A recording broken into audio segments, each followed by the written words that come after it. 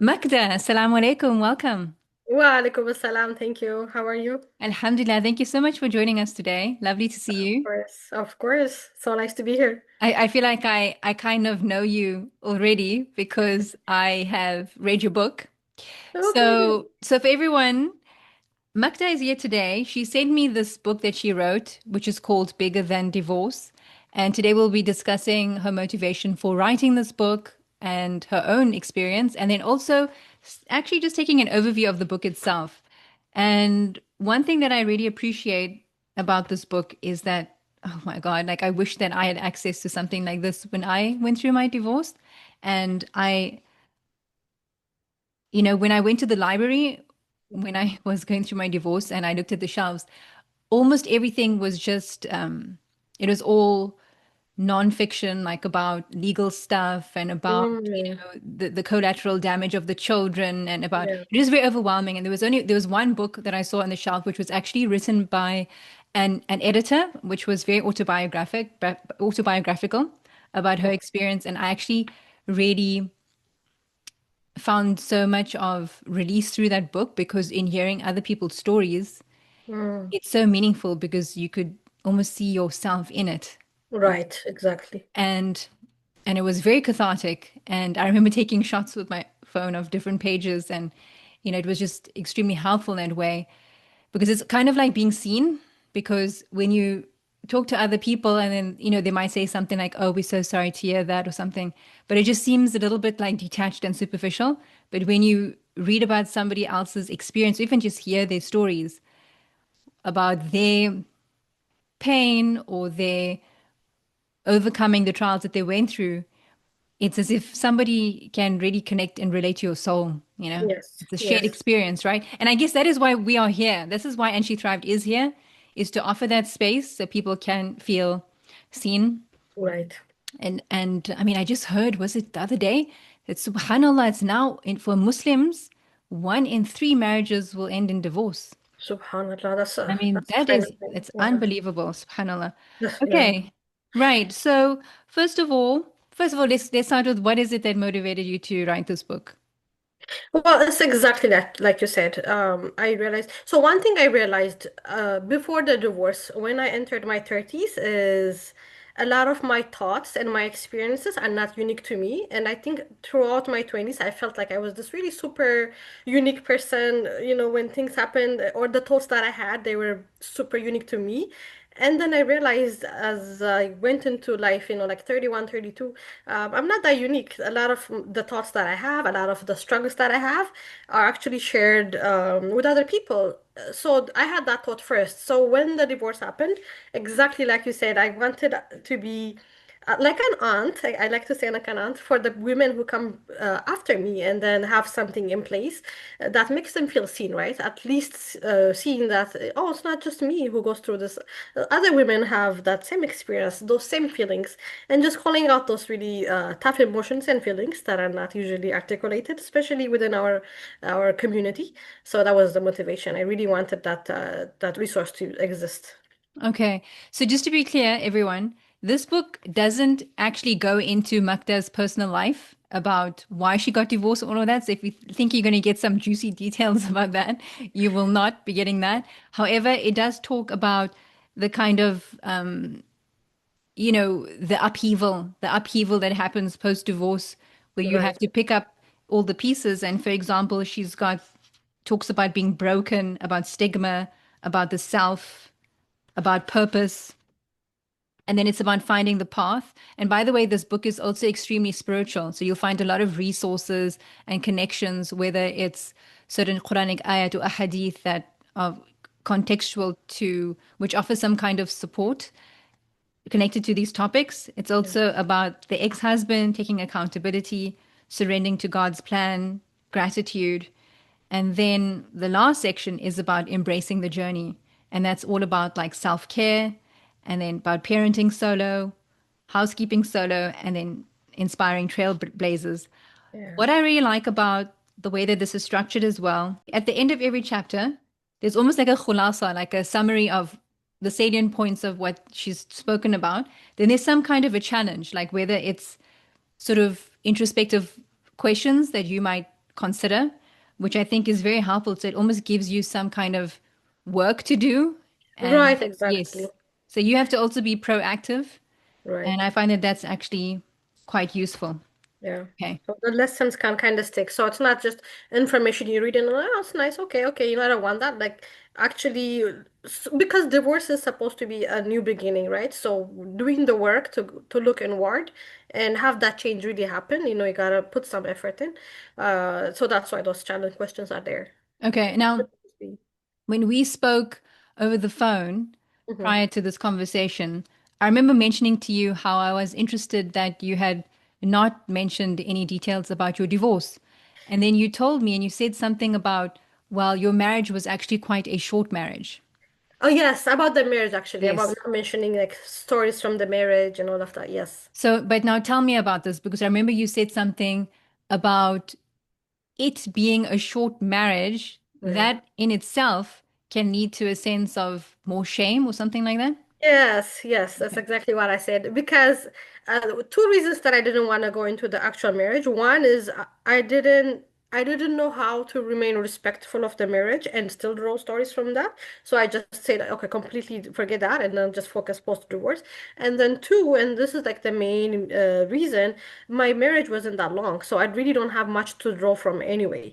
And that double shame that you just mentioned. So one of the feelings that was really hard for me, and it wasn't just the divorce, it was how short the marriage was, right? It's like, oh, I can't even manage to stay married for, I don't know, like at least 5, 6 years, right? So that has its own challenge. Thinking, you know, I couldn't even stay in there for, you know, like a reasonable amount of time, I guess. And I don't even know what a reasonable amount of time is. Like, it depends on everybody's perspective. But for me, it felt like that, right? So that was by itself another source of struggle for me. Mhm. Um, yeah, and you know, there are some women in our community that I met afterwards who tell me, you know, I was divorced within like a few months, 3 months, 2 months, and I saw with my own eyes like how that's also a niche within a niche, for lack of a better expression, right? There's divorce, and then divorced women, and then there's those of us who had a very short period of marriage with this double stigma or double feelings of shame, whatever the feelings are, that are within that category. So, yeah, that's what I meant to say when I mentioned So, that. are you saying that those people would be seen with a more serious eye of judgment?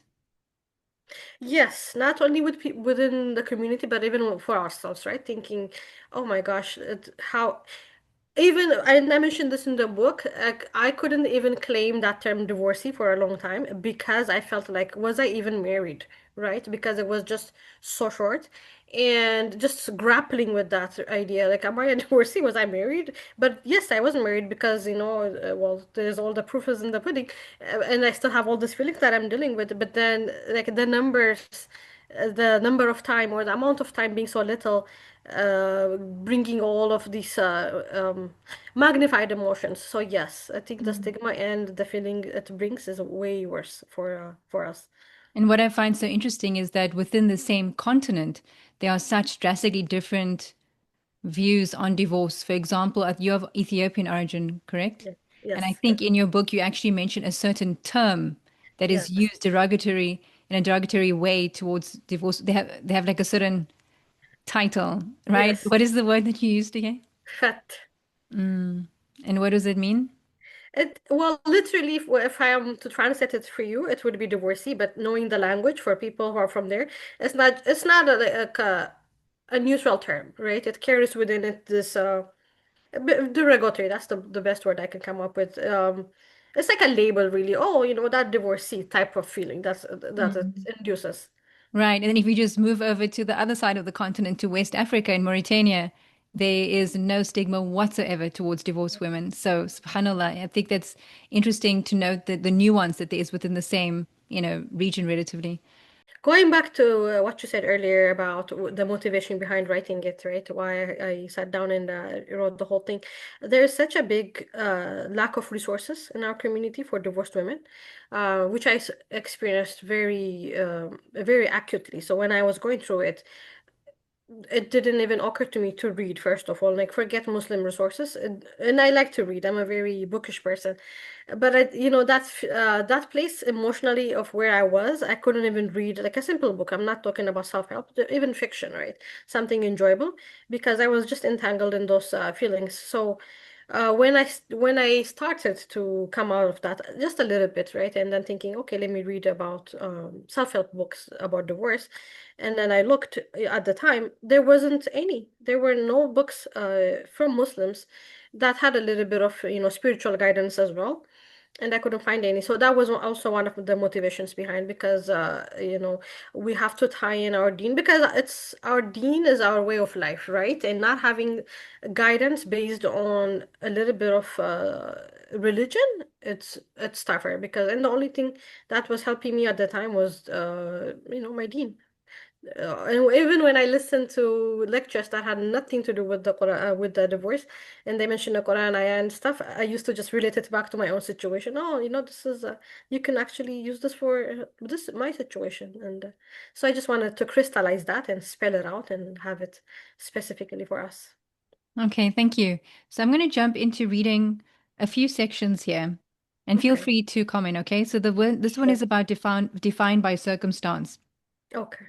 At the end of the day, you are a creation of Allah with both an internal dimension and a physical experience in this world. Allah sent you here temporarily for a mission. This is not even your permanent home. You are a guest. When you divorce yourself, pun intended, from the divorce, or whatever circumstance is currently holding you back, when you stop equating it with your identity, you will value yourself more. It will be easier to handle life's challenges because they won't define who you are. Yeah. So I found that that is yani that is everything. I Yes. mean, it really is because, I mean, we see over and over again how people are so broken because they carry the weight of the situation, and it literally it's like this, they branded like this Yes. mark that is, they almost wearing the scarlet letter, that even if it's not society who's doing it, it's almost Yes. self-imposed. And there's Yes. even something later that you wrote in the book that is connected to this in a way, is I think it was about the ex, and you said that what can happen is that, and this is all by choice, like no one's doing it except ourselves, it's like where you take the opinion that your ex had of you, and you almost see that as that represents the world's attitude towards you. Like, this is Yes. how the world views me. And I find Yes. that I find that quite profound. And this is the whole thing, is that ultimately what you are doing is taking it back to the metaphysical root of us being the amatullah, like the slave of God, Yes. and it's about, again, about the relation between us and God, and that Yes. these are just circumstances, that the ebb and flow of life, but it's Yes. not, you are not branded with this forever. You don't have to carry this with you Yes. forever. Yes, So, perfect. I love how you describe it. I really do. Like, I'm just like, oh my God, so articulate. Wallahi. I love it. MashaAllah. And that's exactly what it is, right? And it also goes back to how we view marriage in the first place. It's like, this identity that we construct around marriage. And once you're married, and it's like you arrive really. And then once that's gone, it's like, who am I, right? Just separating yourself from whatever else is going on in your life and being grounded in your identity, right? Being grounded in yourself, or in Allah subhanahu wa ta'ala. Who am I? Like that whole chapter, right? And then seeing yourself as this entity, as the slave of Allah, no matter what happens in life, it's not just divorce, whatever else that it happens, you're not that thing, it's the ebb and flow of life, exactly. And you shouldn't, be so embroiled in that world, or in that mm. identity, that when it's gone, you're completely lost and you're broken, and all of those things. Of course, it's normal to feel, a sense of loss, and all, the emotions are valid, but then not feeling shattered in who you are, right? That shouldn't be there. And ultimately, I would say that, I mean, this is a good place to remind ourselves that everything that Allah meets out to us, it's ultimately a trial and a test, and they can either take us closer to God or away. And I Yeah. think that that is something that here at Anshi Thrive, we would really like to encourage our listeners to think about that really introspectively, because there are so many people who, when they go through the divorce, they are so embittered or angry that they might stop praying, change the way that they dress. It's kind of like, screw it. I did this for all these years for my husband, and where did that get me? And there's Mm, almost like this internal, like, rebellion, but it's also in a way nafsani, like in a way it can be based in ego. And so I think that when it comes to any of these trials, divorce being one of them, is that it does require some kind of like spiritual tarbiyah, spiritual rearing. So yes. it's important that, even if you don't have, to find community or friends, people who are spiritually grounded, or whether it's certain scholars or sheikhs or something. Yeah. Yeah, for sure. You wrote here, what can divorce with purpose look like? Divorce with purpose means to actively choose to behave with taqwa of Allah no matter the situation. It involves resisting all harmful behaviors, whether it's the temptation to seek revenge or withhold access to the children, or to simply refrain from sharing every negative sentiment about your ex with anyone who will listen. At the most basic level, worshipping Allah means staying within the boundaries Allah set for us. So that's tied to what I just said. Exactly, it's about the taqwa, and then you talk about the ultimate destination. I'm going to move on to the topic of self-worth. This is a big one. Okay. I think I would argue that most women do have issues with self-worth and self-esteem. So I Yes. like how you defined self-worth to be divided into three categories. So Makeda mentioned innate self-worth, and this is intrinsic self-worth comes from within. It is a gift Allah has given us simply because He created us as humans. So just by default, by being a creation, being we have been selected to be created, that alone gives us some kind of worth and merit, right? Right. Right. Exactly. And then the second one, self-worth based on service. A sense of worthiness comes from caring for and helping others. Service is about adding value to the world. And the last would be self-worth based on effort. Taking action toward the worthy things we want provides a sense of worth. This is about making the effort to bring either the character traits or life goals we want into fruition. Any comments on that? It's something that I struggled with for a long time, and it's still, to be quite frank with you, it's a work in progress. I can't say, oh, I'm completely, I feel so worthy now. Like that would be dishonest, to be frank.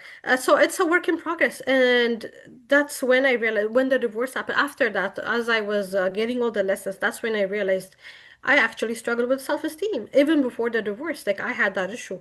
And Jamie Kern Lima's book, Worthy, actually mentions this statistic, but tying it back to what you said, a lot of women struggle with that. And she has this statistic. I forgot the actual numbers, but it's a staggering amount of people, the percentage of people, both men and women, who struggle with self-esteem or self-worth issues. So it's quite true. It's a lot of people. And so, most of us wouldn't even know it until or unless something big happens, like this divorce. And then you look within and then you dig within yourself and realize, oh wow, like the view I have of myself is really low, actually. So those three divisions, the innate is like you said, right? Just being or recognizing I am a human being, and that by itself is very valuable, or I'm very valuable. And I remember this example Megan Wyatt gave. She said,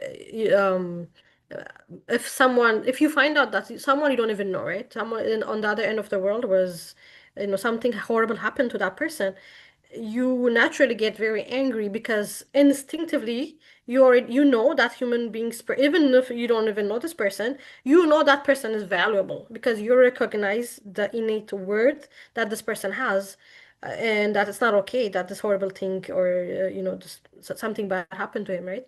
Or so that description really touched me because here we are instinctively recognizing the innate word that others have, but sometimes we don't even have it for ourselves. So some people, like myself, like the self-loathing that some people have, thinking, oh my gosh, who am I? Or all this negative talk that comes from us about ourselves, that could be because, the innate word is not solid, not recognizing I'm valuable just because Allah subhanahu wa ta'ala created me. I don't need anything else. Like that's such a major foundation.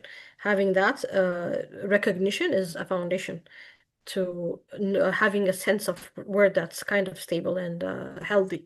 Are you saying that if a person involves herself in acts of service and also endeavors to achieve certain things that will also improve her self-esteem, self-worth. So they all worked. If one of those uh if one of those three things is missing, there's something within you that kind of bothers you. At least that's how I see it. They all need to be there so you can have this really healthy sense of viewing yourself in a positive light. I'll put it that way. Of course, you can have like you can recognize innately that you're worthy, but then if you don't have something to live for, right? An act of service, and this doesn't have to be something big and grand and in the face of everybody else. It can be very simple and very private, right, to you. But unless you have that, it just life would feel meaningless, really. And then the way you look at yourself, what am I here for? So yeah, I feel like it does affect the way we see ourselves if they're not all there. Mm. I like this where you said, and this is under the chapter of accepting qadr.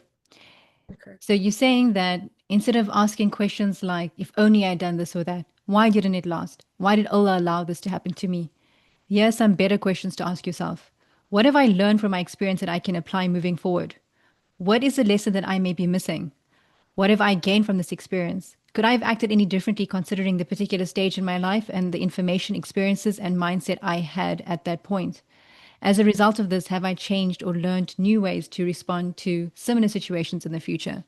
So Yeah. yet again, I think that is the important thing is taking the ibra, the lessons from, Yes. so we don't repeat those mistakes. Exactly. And And also, yeah, and in that is also a sense of accountability. Even if your right. person was married to the most crappiest guy ever, in some way, I mean, there's something that we can take accountability for, Yes, right? for sure. Yep.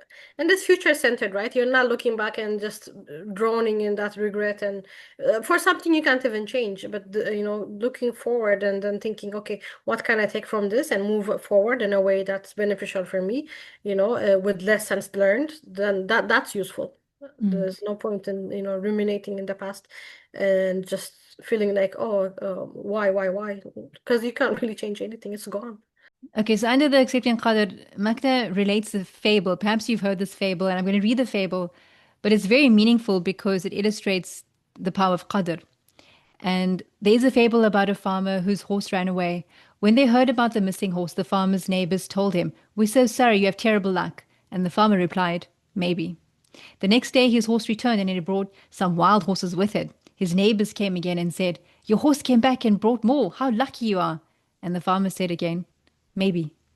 A few days later, the farmer's son tried to break in one of the wild horses, but it threw him off, and the son broke his leg. The neighbors came back and said, "What terrible luck!" The farmer replied with another, "Maybe." A few days later, army officials came to town to recruit soldiers into the army, but the farmer's son was not enlisted because of his broken leg. The neighbors again exclaimed how lucky the farmer was, and again he said, "Maybe." And I think the thing that this is very profound because this is this is the this is what people of God really carry with them all the time. Yeah. It's like al khair wa shar fi mashi'atillah.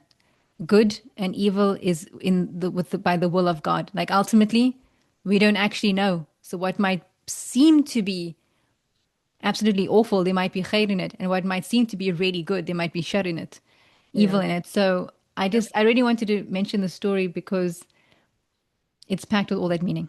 So Yeah, we don't have that vantage point, right? You're over here. You just have this little snippet of a view on your life. So, yeah. I'm going to mention something which is about this is under the chapter of accepting your ex-husband. Okay.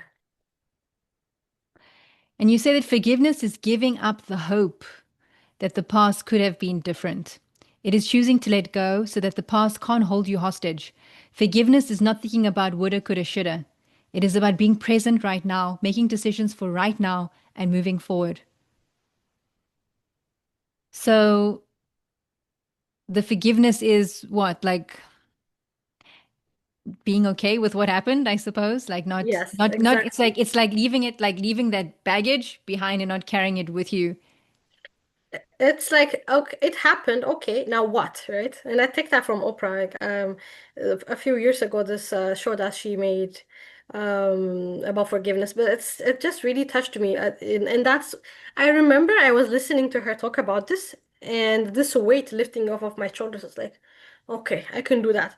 Because to me, before that, forgiveness felt like being okay with what happened, right? Feeling like, oh, you did all of this horrible things to me, but it's okay that you did them. I forgive you. Like that's how I viewed it. So when I heard her explanation, it just felt like, wow, subhanallah, that's very freeing. Okay, it happened. I accept it, and now I will move forward with life. Now what? Now what am I going to do with my life? Now what? Now what basically? So yeah, that it comes from that. Then there's one here under self-care. And I'm going to read this out because I honestly don't see this in any Muslim literature about divorce. So I'm really, really glad you included it. And it's called Self-Care for Your Libido. Yes. And you're right here. When intimacy between spouses is discussed, the focus is usually on ways to enhance it, obstacles that hinder it, and advice for those facing challenges with desire. However, we don't hear enough about the other side of the coin. We don't hear about Muslims who struggle with sexual desires because they are not married. If we do, it is targeted to men, unmarried young men who are simply told to fast. It feels like no one thinks about women when Allah also created us with sexual desire. Whether it is in the innate modesty and shyness that Allah has put in women or social norms and conditioning, we don't see many women being vocal about this topic. We are created to be sexual and sensual beings. Even if we aren't being intimate, we do have desires and we don't need to be ashamed of it. Since divorced women have experienced physical intimacy, they may struggle more than the proverbial young man who has no idea what intimacy is like. I want to begin by saying that I see you. I really like that. I like that a lot. Good. I found that that was just very direct and powerful. I'll say it again. I want to begin by saying that I see you. Allah sees you. There you are, a beautiful woman who quietly struggles and seeks to uphold Allah's command. You could potentially date multiple men or have one night stands, both of which wider society supports, but you do not. You pray and keep yourself chaste. Never forget that Al Basir, the all seeing, is rewarding you for your restraint. It is important to acknowledge and recognize that what you do for His sake is never ignored or forgotten. I have not seen that anyway. Good. Yeah, and I'll tell you this, that section I debated with myself, should I include it? Should I not include it? What are people going to say? And then at the end I thought, you know what? Forget it. I'm going to include it because I've been, I told myself I'm going to be including everything that I think is useful at the beginning, right? So I need to stay true to that. So I'm like, okay, So, forget what it. was your reservation? What was your reservation? Just, talking about sexuality, libido, all of those, it just feels really hard, especially in our community. So, you know what I mean? Like, that was my reservation. Like, it just, yeah, it was a struggle. I It think really it's was. very important to highlight It that is. even in your quiet restraint, that in itself is a type of worship. Yes, exactly. And bringing it to the attention that, and I know a lot of women struggles. I mean, I'm in several divorce circles. I talk to a lot of women, and in those circles, you hear these things, but then, when you go out there, I don't even know what out there is. But, this is not something that's addressed or talked about. So that's, another reason that I wanted to have it in there. So in that same section, I talk about one of the ways to deal with missing intimacy is turning into emotional intimacy with other women, right? Because intimacy is not just physical. So if the emotional intimacy part of us, that need within us to connect with other people, it's met. It doesn't, if even if it's not through a husband, right? If we have this healthy emotional connections with other people, it really helps with that part. So I really want to talk about friendships for women who are now divorced or single moms because it really makes a difference in the way we handle all of these things. And you know, that's another thing. There's a lot of loneliness within our community. A lot of people who crave sisterhoods, who crave that sense of community, but who don't have that. And it's completely normal to crave it. And I want to mention that it's not just you, whoever you are listening to right now, it's not just you who craves it. This is actually a very big need within our community too. And the way I found this out, I'll just quickly mention this. A few years ago, I was trying to start a business. So basically, I did this course where they told me, pick a demographic of people to work with, and then go out there, interview them, and come back with what you find, like what's a need within that community that you can solve in this business, right? So I said, okay, I'll do Muslim women, and then I talked to at least 30, 40 women. Like I reached out to my social media people in my circles, friends, and then I just had this a bunch of questions. What's a struggle in your life? A problem that you would, you wish you had a solution for, blah, blah, blah. And once I was done with that exercise, the number one thing, the very overarching, is that the right word? The one struggle that was present in almost everyone's answer was craving friendships. And I was like, subhanallah. And I was the same way, and I didn't know, right? I thought, oh, I don't have close friendships with other women, but everybody else has one. That's how I used to view the situation. But then seeing that, it's really opened my eyes. And now, when you are divorced, that need is even stronger because now you don't have, especially if within the marriage you didn't work on keeping your community and your friendships alive, and you were just lost in that marriage, focused on the marriage, and you didn't nurture those relationships, and now suddenly you're divorced, you don't even have a friend whose shoulder you can cry on. That makes it even harder. So, with this awareness, working on an intentional way of building friendships, it helps with what we were talking about, the libido, like the craving intimacy, because that takes care of the emotional intimacy, and it also helps with everything else, right? With just the way we go through life. So, Makta, So, what is the solution for that? oh, there's a lot. I read at least like five, 6 books. There's actually, and I did a coaching thing with this friendship coach, Danielle Bayer Jackson, and one of them is addressing, and I did a whole guide. It's on my website if you want to check it out, about. Is this a free resource? It's not, unfortunately, but Okay. for your community, maybe I can just have a PDF sent to you, and then you can share it with Okay. your uh, Thank with you. your That'd be community. great. Yeah, and it starts with addressing what beliefs do you even have about friendships, right? And there's at least like 5, 6 that are very common for a lot of women. So working on those, and then being intentional about the way you go about this. I mean, you'll see the guide. I hope you like it. I'll send it to you after this Zoom is over. But Hmm. like everything else, I'll say this, like everything else in life, you gotta be intentional and purposeful about it. But that starts with believing I need these friendships. It's not a nice to have. Like, it's not something that was nice to have when I was in college, but now I'm an adult. Like, who has time for that? Like addressing one of those is a limiting belief. And once you realize, okay, that's a need and what's holding me back, and then you address whatever those are, then being intentional in the way you go about it. That's like a very quick summary. Yeah, I mean, I can see this being much easier for people who are extroverts because I would encourage people to take the initiative instead of just sitting there and saying, boohoo, I don't have anyone there for me. It really has, you have to, it takes effort. Like it might mean picking up the phone and connecting with people that you haven't seen in a long time, where you are the one who initiates certain gatherings. You host. You have to host if you want to get something going. And not everybody's going to bite. Like you might invite somebody and then there's no reciprocity. Then okay, this is not going to go anywhere. But there will be somebody who reciprocates. But for people who are introverts, I can see this as being quite a challenge. Yeah. I'll say this. That's actually one of the 6 or 7 limiting beliefs actually in that document that you'll see. Because for people who were introverts, when they were in school, did they not have friends? They did. The way you go about it may be different, but they're quite okay. They don't like maybe loud activities. Maybe they want something more intimate.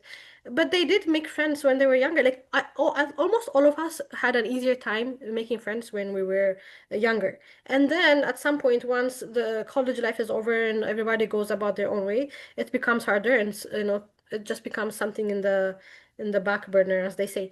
So the introverts also had friends. It's just the way you go about it may be different and unique to you, but it doesn't mean it's something you can just use that excuse and say, oh, I'm actually an introvert. That's just going to be tough for me.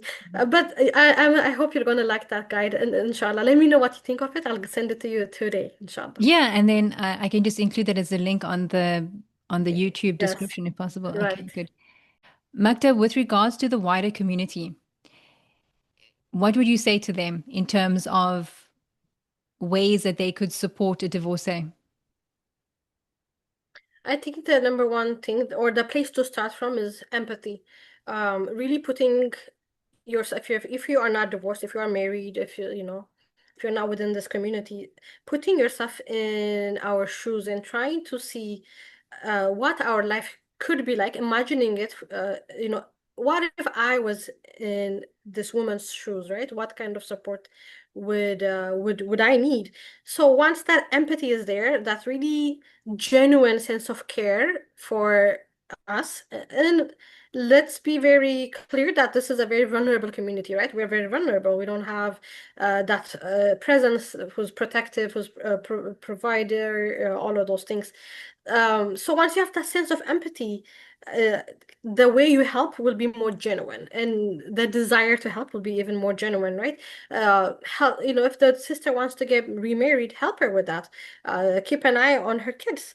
Be a sense of, or like bring a sense of protection if you're a man to that family, and you can do it in a very respectful way that doesn't, transcend boundaries, but just being a presence, a force of presence in this women's lives. And if you're a married sister, if you're a couple, right, you can adopt a divorcee, right? Hey, what do you need? Do your children, if you have a son, do you want me to take your son to Juma?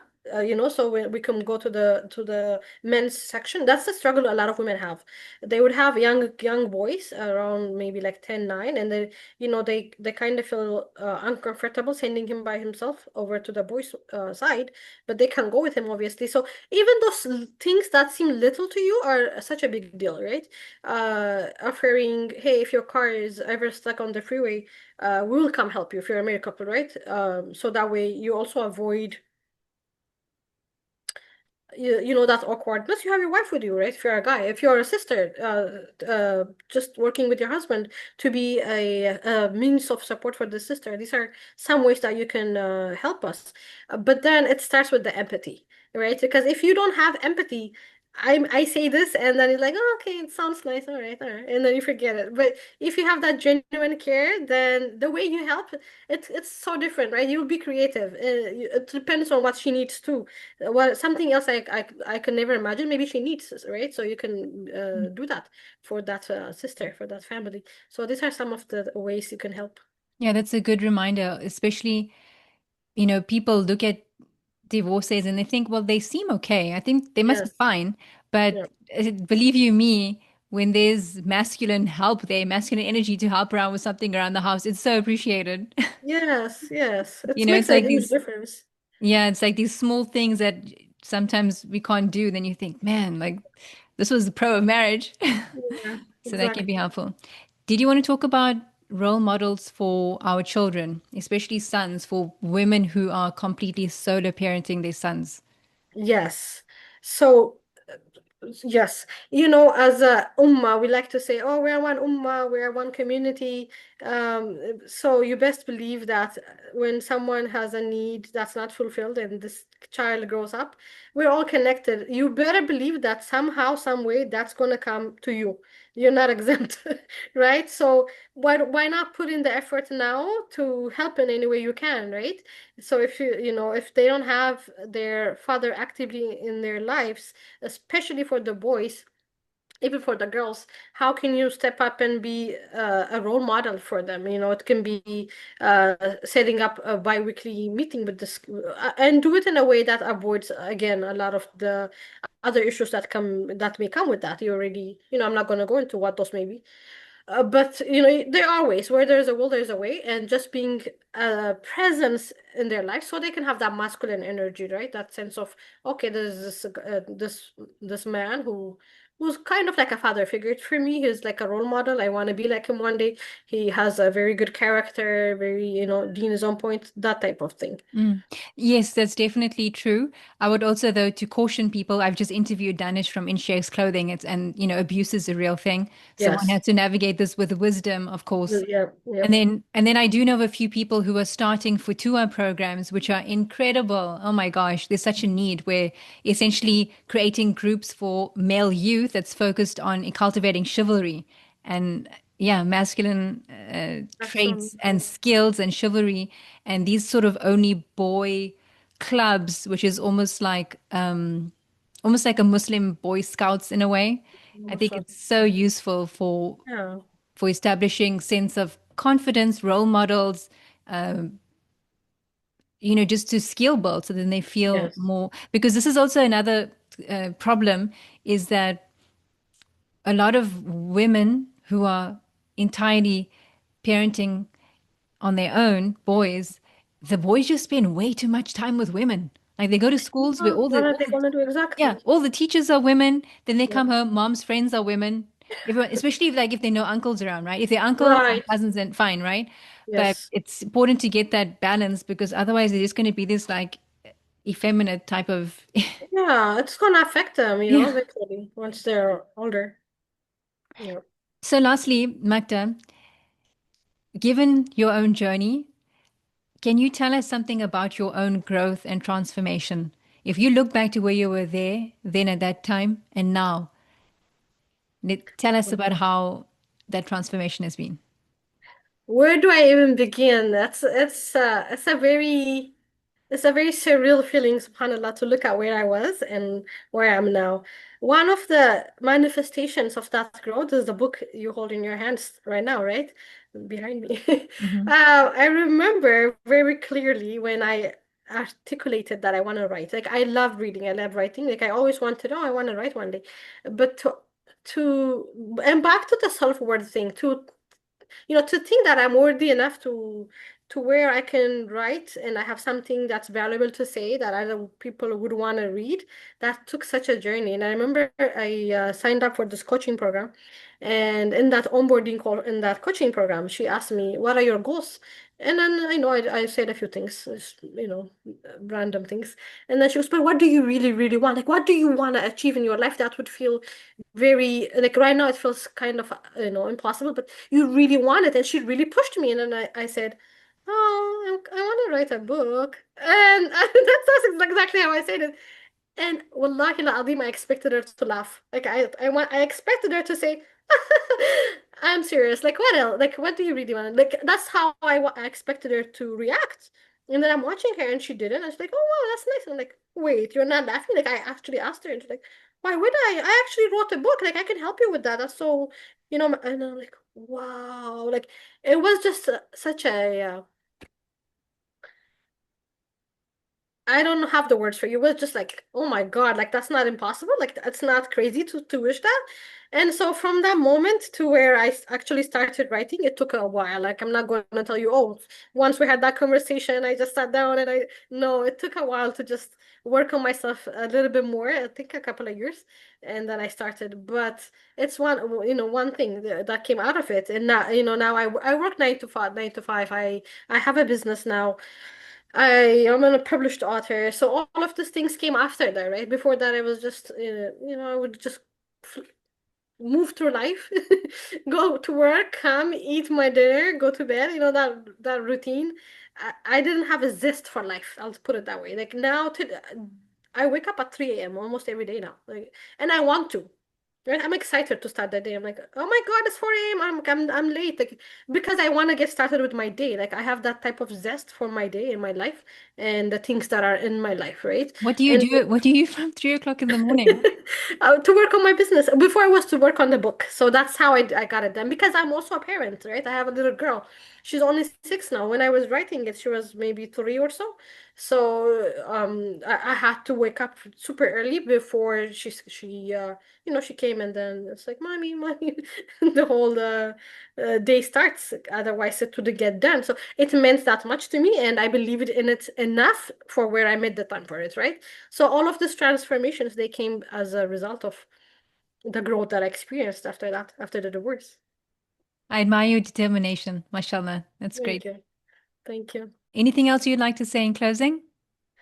That's about it. And if you're going through divorce, just realize that this emotion, this feeling, this place that you're at right now, even though it feels like the end of the world, it's not going to be the end of the world. You are going to feel better. You're going to feel like yourself, inshallah, sooner than later. So just hang in there, ride the waves out, and it's going to get better. Because I know exactly how it feels to be this in an emotionally broken place. But I'm telling you, like, look at me now, and you would not recognize me 6, 7 years ago, like the way I was. So just see that, and then just please feel hopeful, and I'll see you on the other side, Yes, inshallah. and for those who are interested, this is the book, Bigger Than Divorce, and I'll link that inshallah. Thank you so much, Magda. Lovely to Thank speak with you you. today. You too. Thank you for having me.